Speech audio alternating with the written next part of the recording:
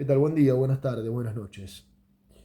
En el momento en el cual estén escuchando esto. Hoy vamos a hacer la lectura del capítulo 8 de El imperialismo, fase superior del capitalismo de Vladimir Lenin.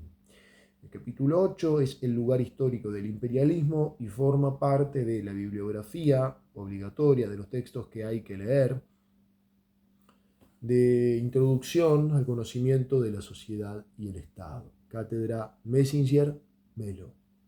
Vamos con la lectura.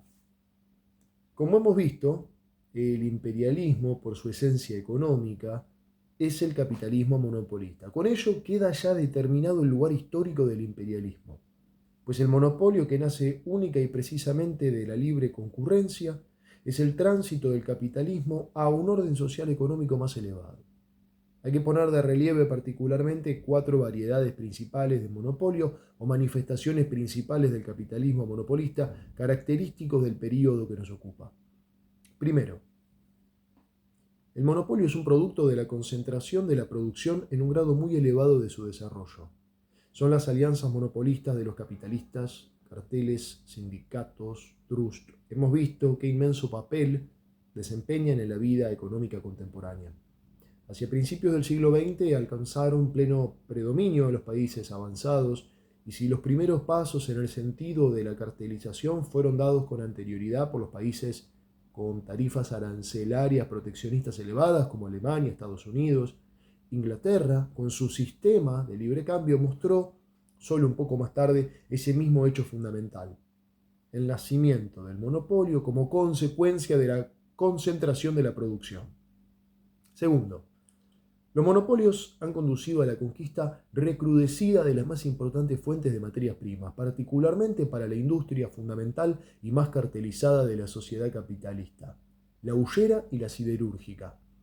La posesión monopolista de las fuentes más importantes de materias primas ha aumentado en proporciones inmensas el poderío del gran capital y ha agudizado las contradicciones entre la industria cartelizada y la no cartelizada. Tercero, el monopolio ha surgido de los bancos, los cuales, de modestas empresas intermediarias que eran antes, se han convertido en monopolistas del capital financiero. 3 o 5 bancos más importantes de cualquiera de las naciones capitalistas más avanzadas han realizado la unión personal del capital industrial y bancario, han concentrado en sus manos miles y miles de millones que constituyen la mayor parte de los capitales y de los ingresos en dinero de todo el país. Una oligarquía financiera que tiende a una espesa red de relaciones de dependencia sobre todas las instituciones económicas y políticas de la sociedad burguesa contemporánea sin excepción. He aquí la manifestación de más relieve de este monopolio. Cuarto, el monopolio ha nacido de la política colonial. A los numerosos viejos motivos de la política colonial, el capital financiero ha añadido la lucha por las fuentes de materias primas, por la exportación de capital, por las esferas de influencia, esto es, las esferas de transacciones lucrativas, concesiones, beneficios monopolistas, etc., y finalmente por el territorio económico en general. Cuando las potencias europeas ocupaban, por ejemplo, con sus colonias, una décima parte de África, como fue aún el caso en 1876, la política colonial podía desarrollarse de un modo no monopolista, por la libre conquista, por decirlo así, de territorios. Pero cuando resultó que el 90% de África estaba ocupada, hacia 1900, cuando resultó que todo el mundo estaba compartido y repartido, empezó inevitablemente la era de posesión monopolista de las colonias, por consiguiente de lucha particularmente aguda por la partición y el nuevo reparto del mundo. Todo el mundo, dice Lenin, conoce hasta qué punto el capital monopolista ha agudizado todas las contradicciones del capitalismo. Basta indicar la carestía de la vida y el yugo de los carteles. Esta agudización de las contradicciones es la fuerza motriz más potente del período histórico de transición iniciado con la victoria definitiva del capital financiero mundial. Los monopolios, la oligarquía, la tendencia a la dominación en vez de la tendencia a la libertad, la explotación de un número cada vez mayor de naciones pequeñas o débiles por un puñado de naciones riquísimas o muy fuertes. Todo esto ha originado los rasgos distintivos del imperialismo que obligan a caracterizarlo como capitalismo parasitario o en estado de descomposición. Cada día se manifiesta con más relieve como una de las tendencias del imperialismo la creación de estados rentistas, de estados usureros, cuya burguesía vive cada día más de la exportación del capital y de cortar el cupón. Sería un error creer que esta tendencia a la descomposición descarta el rápido crecimiento del capitalismo.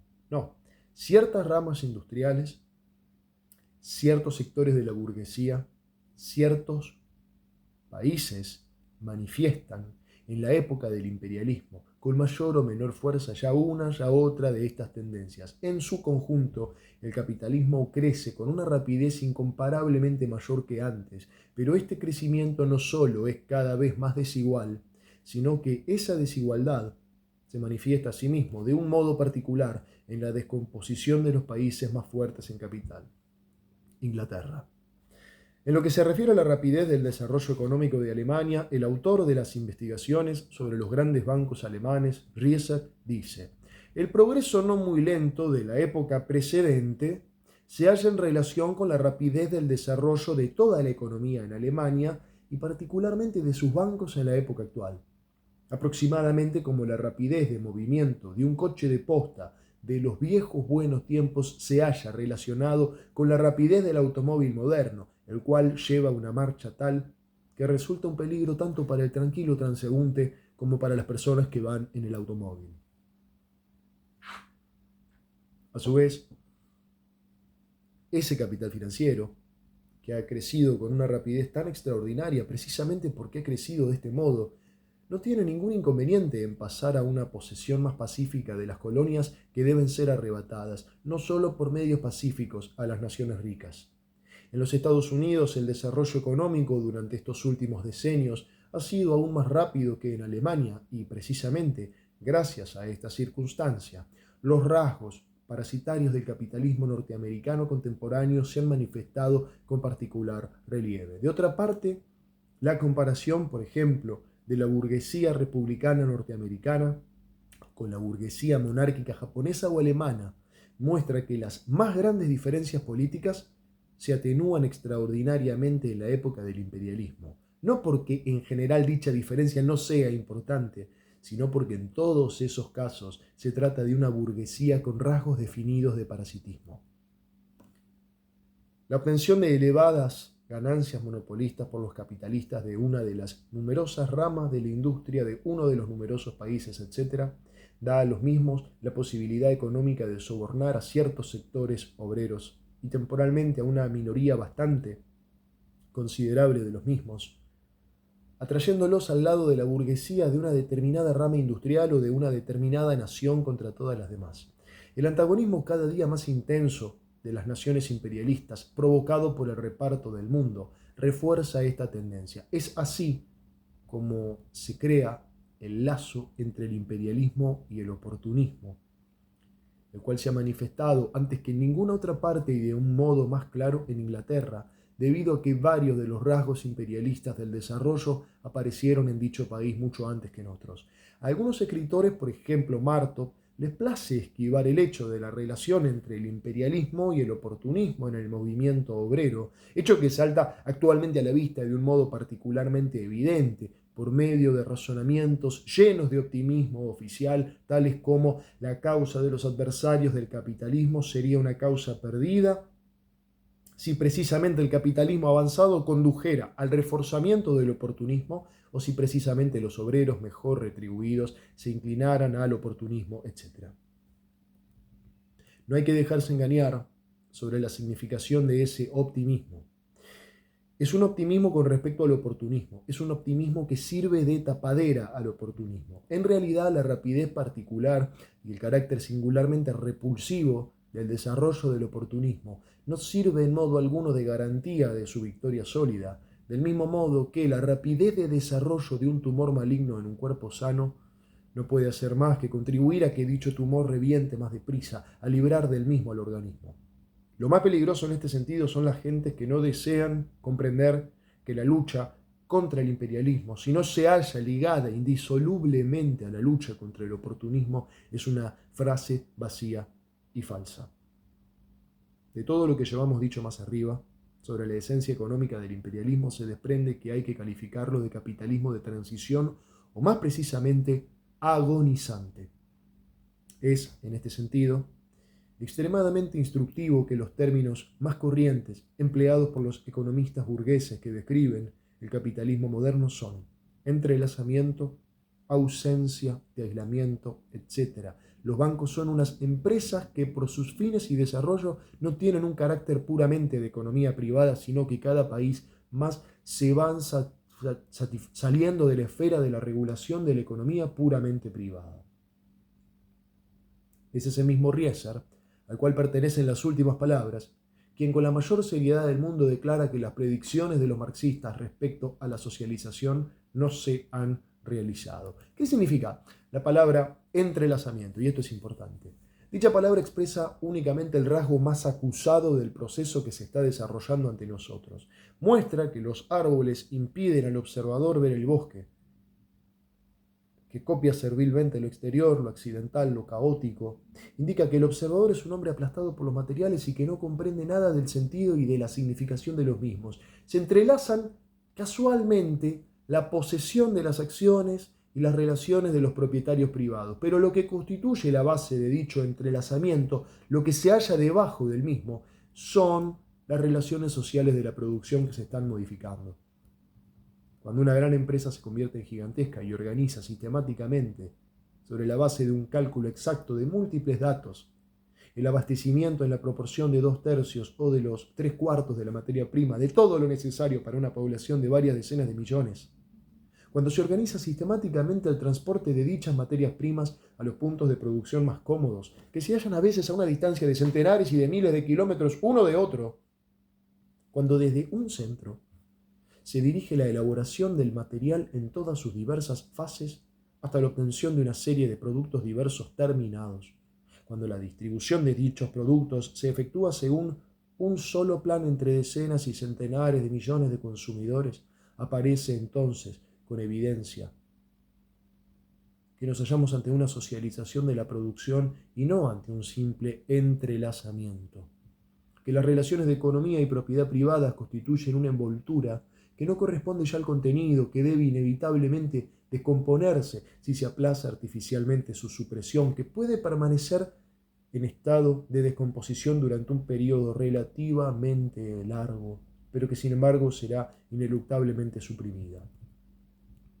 El entusiasta partidario del imperialismo alemán, Schulz Gabernitz, exclama: sí, en fin de cuentas, la dirección de los bancos alemanes se halla en las manos de una docena de individuos, la actividad de los mismos es ya actualmente más importante para el bienestar popular que la actividad de la mayoría de los ministros. En este caso es más ventajoso olvidar el entrelazamiento existente entre banqueros, ministros, industriales, rentistas, etc. Si se reflexiona hasta el fin sobre el desarrollo de las tendencias que hemos visto, llegamos a la conclusión siguiente. El capital monetario de la nación está unido en bancos, los bancos unidos entre sí en el cartel.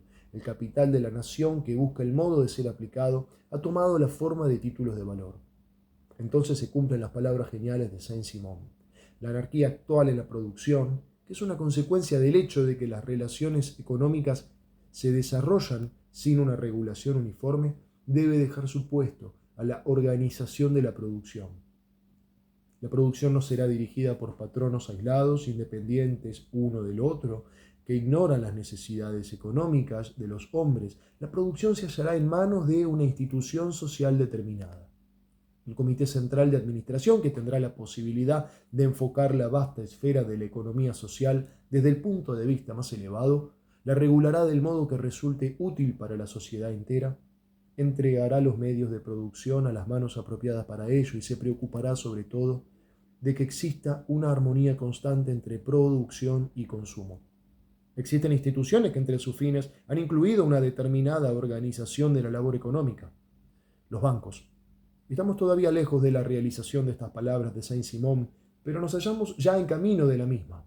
Un marxismo distinto de como se lo imaginaba Marx, pero distinto solo por la forma. No hay nada que decir. Excelente refutación de Marx que da un paso atrás del análisis científico exacto de Marx a la conjetura, genial, pero conjetura al fin, de Saint-Simon. Escrito en enero-junio de 1916 y publicado por primera vez en forma de folleto en Petrogrado en abril de 1917. Capítulo número 8 de Vladimir Lenin,